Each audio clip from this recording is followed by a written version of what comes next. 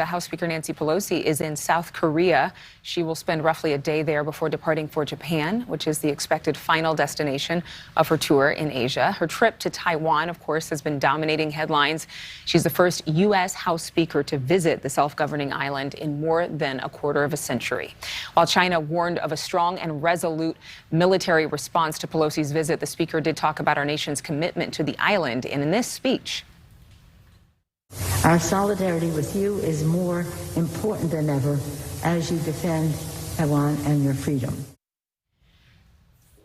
At NewsNation, we love to hear from you, and we are answering your questions as part of our series, Answers for America, something you only see here. And columnist, author, and lawyer Gordon Chang is joining us now to talk about the impact of this trip from Speaker Pelosi. Good morning to you. Good morning, Adrienne. Good to have you here. Speaker Pelosi, of course, leaving Taiwan already. As we just mentioned, she's in South Korea. But the tensions now are what people are focusing on. Taiwan now bracing for Beijing to actually begin more live-fire military drills today. So what are these drills, why are these drills so significant? And put this in context as to whether or not this signals a true China-Taiwan conflict. Well, first of all, what they show is, and there are 6 of these live fire exclusion areas, they surround Taiwan, and that suggests Beijing is actively exercising to impose an embargo in the future. And one of these exclusion zones is so close to Taiwan that it actually impinges on Taiwan's international water and airspace. And that is a significant provocation. That's the one in the south. I think it's important going forward because it shows that China, of course, is going to use military means, and it means the United States needs to prepare. There are a number of things that we can do, and we have been given the warning, so we should get going. Let's take a question from one of our viewers. I know that a number of people in our audience want to know about how important these discussions are and these military drills are, but this is Jordan Scanlon in Georgia. He happens to be an active duty Army infantry officer. So let's listen. Given the circumstances in Ukraine and the way that the West, quote unquote, Western nations kind of behaved in response to the invasion of Ukraine, how do we see our role in the potential of that exact same situation playing out between China and Taiwan? What are your thoughts there?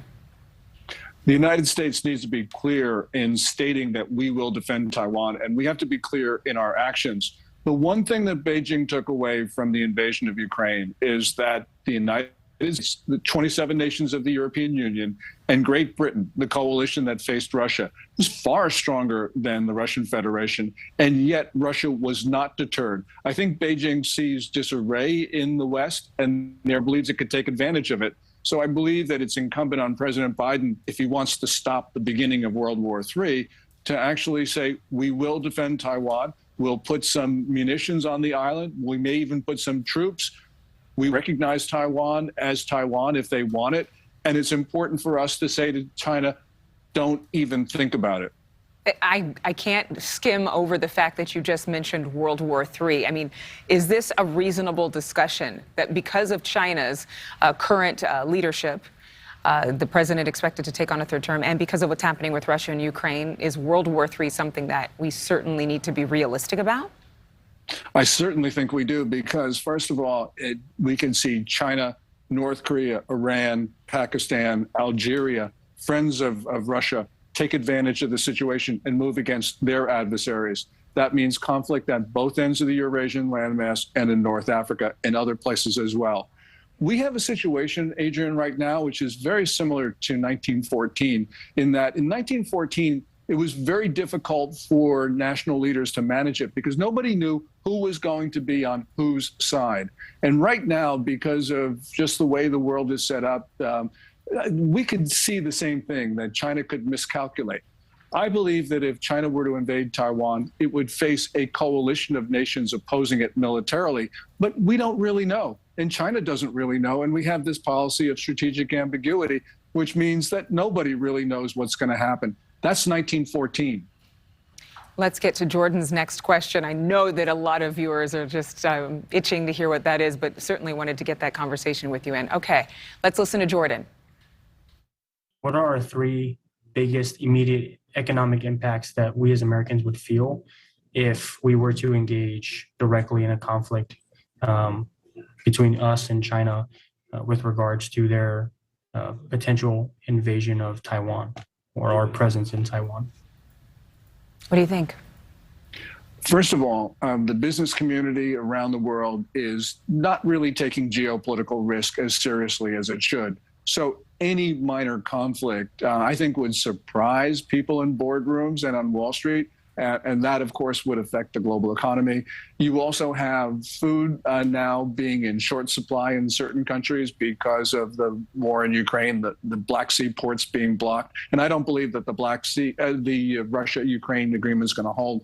But the other thing we got to remember is that if there is going to be conflict in Asia, the skies and the seas over the Pacific just are not going to be safe. We're not going to have commerce. We get there's one company in Taiwan Semiconductor Manufacturing Company, that accounts for 92% of the world's made-to-order semiconductors. Those are the most sophisticated ones. Basically, we're going to have a world without phones, world without weapons, world without everything, because everything these days has a computer chip in it.